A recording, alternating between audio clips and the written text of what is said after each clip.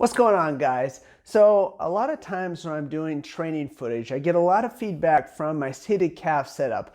Now, I train at home a lot of the times, and calves are one of those things that I know I certainly can't neglect, and I'm guessing some of you out there shouldn't either. And so I want to show you how I set up a seated calf raise using my home gym. Now, it's a little tricky, and so I want to walk you through it so then that way this is an exercise that you can use either at your own home gym or when you're in a commercial gym that maybe doesn't have a seated calf machine. Check it out.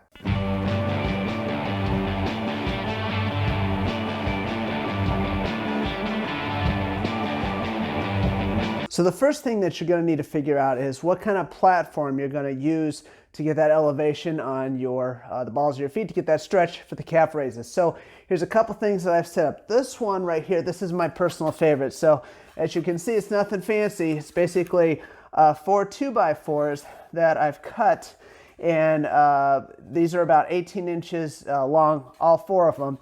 And then you can see that I've got 2 right here, and then 1 on either side that I've just screwed into there. I've put some non-skid tape on top there, so you get a little bit of a stretch there. This is good for a lot of things. A more simpler version is simply just taking some, like, this is a 2x10, just cutting 2 pieces and screwing that together. And then I've also taken some rubber mat that you would use on the gym floor, cut that to fit as well.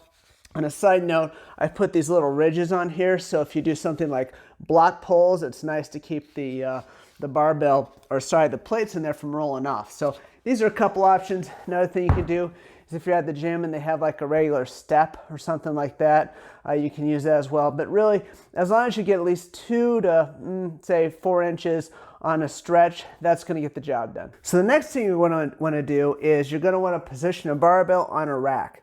Now, this is a combo rack, so I've got this set up to fit me, but you could also do this in a cage at a commercial gym, or if you've got one at home. But either way, you want to set this up so it's about the height of your knee, okay? Now, this next thing, you're going to take the barbell and you're going to put a pad on it. Now, this is made by Squat Sponge. There's a lot of versions of this out there, but something you're going to want to pad that bar because it's going to put a lot of pressure on your quads. So you put that right there on top of your knees. Now, when you do this, you're going to put the balls of your feet on the block there, and what you're going to do is you're going to just drive that right over your knee, okay? Just like that. So then that way, as you can see, there's about 3 or 4 inches of clearance, which actually coincides with how much is lift on your step here. So when you come down, you get a stretch, and you come up and get a squeeze. Now, a couple notes here. One is, probably not usually going to do this barefoot, but I'm doing this for demonstration purposes.